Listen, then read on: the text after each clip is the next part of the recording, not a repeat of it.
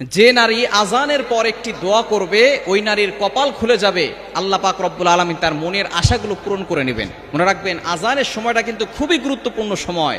এই সময় কিন্তু আমরা অনেকেই দোয়া করি না, এই সময়টা হেলায় খেলায় নষ্ট করে দেই। আজান দেওয়ার সাথে সাথে আমরা আজানের জবাব দেওয়ার চেষ্টা করব, এবং আজান দেওয়ার সময় কিন্তু আল্লাহ পাক রব্বুল আলামিন বান্দার দোয়া কবুল করেন। যখনই আজান দেওয়া হয় তখন আসমানের দরজাগুলো খুলে দেওয়া হয়, তখন বান্দার কথা সরাসরি আরশে আযমে গিয়ে নক করে এবং আল্লাহ পাক রব্বুল আলামিন তার দোয়াগুলো কবুল করে নেন। অবশ্যই আমরা এই আজানের সময় দোয়া করব। নবীজি সাল্লাল্লাহু আলাইহি ওয়াসাল্লাম জানিয়ে দিয়েছেন, এবং আজানের সময় সতর্ক থাকাও দরকার।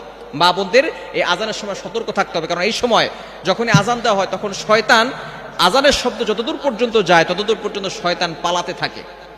হাদিসের ভিতরে আসে শয়তান পালাতে থাকে, এবং কুকুর এই শয়তানদেরকে দেখতে পারে, যার কারণে কুকুর ঘেউ ঘেউ করে আওয়াজ করে। দেখবেন আজানের সময় অনেক জোরে জোরে আওয়াজ করে কুকুর, কেন?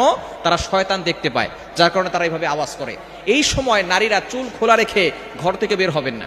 আজানের সময় চুলটাকে ভালো করে আটকে রাখবেন এবং সব সময় পর্দা করার চেষ্টা করবেন, কারণ একটা চুল যদি পরপুরুষ দেখে 70টা সাপ হবে এবং আপনাকে কামড়াবে কিয়ামতের ময়দানে। এই জন্য চুল যাতে করে কেউ না দেখে সে বিষয়ে অবশ্যই খেয়াল রাখতে হবে। চুল যাতে করে কেউ না দেখে সে বিষয়ে খেয়াল করবেন, এবং আজানের সময় চুল খোলা রেখে বাসার ছাদে আপনার মেয়েকে পাঠাবেন না, বাসার ছাদে আপনার স্ত্রীকে পাঠাবেন না, ঘরের বারান্দায় যেতে দিবেন না, কারণ এই সময় যদি কোনো শয়তান সে নারীকে দেখে নারীর প্রতি বেশি আকৃষ্ট হয় এবং ছোট বাচ্চাদের প্রতি অ্যাট্রাকশন দিয়ে থাকে, আসর করে থাকে। এই সময় চুল খোলা রেখে ঘর থেকে বের হবেন না, ঘরের বারান্দাও যাবেন না, মাথায় কাপড় দিয়ে রাখবেন। এবং অবশ্যই খেয়াল করবেন এই আজানের সময় আল্লাহ তাআলা দোয়া কবুল করেন। তিরমিজি শরীফের ভিতরে হাদিস এসেছে, আদ-দুআউ লা ইউরাদ্দু বাইনাল আযানি ওয়াল ইকামা। আজানের পরে যেহেতু আসমানের দরজাগুলো খুলে দেওয়া হয়, ইকামতের আগে, আজানের সময়, আজানের পর থেকে ইকামতের আগে মধ্যবর্তী সময় দোয়া করলে আল্লাহ তাআলা সেই দোয়া ফিরিয়ে দেন না। এজন্য এই সময় দোয়া করবেন। একটা দোয়া আছে, নবীজি সাল্লাল্লাহু আলাইহি ওয়াসাল্লাম জানিয়ে দিয়েছেন, দোয়াটি হচ্ছে বুখারী শরীফের হাদিস, অন্যান্য হাদিসের কিতাবের ভিতরে এসেছে, আল্লাহুম্মা রাব্বা হাযিহি দাওয়াতি তাম্মা ওয়াস সালাতিল কাইমা আতি মুহাম্মাদানিল ওয়াসিলাতা ওয়াল ফাদিলা ওয়াদ দারাজাতার রাফিআ ওয়া বা'আসহু মাকামান মাহমুদান আল্লাযী ওয়া'আদতা ইন্নাকা লা তুখলিফুল মিআদ। এই দোয়াটা পড়বেন, এরপর আপনি আল্লাহর কাছে দোয়া করবেন। আপনার যত চাওয়া পাওয়া আছে, আকাঙ্ক্ষা আছে, মনের সকল আশাগুলো আল্লাহর কাছে ব্যক্ত করবেন।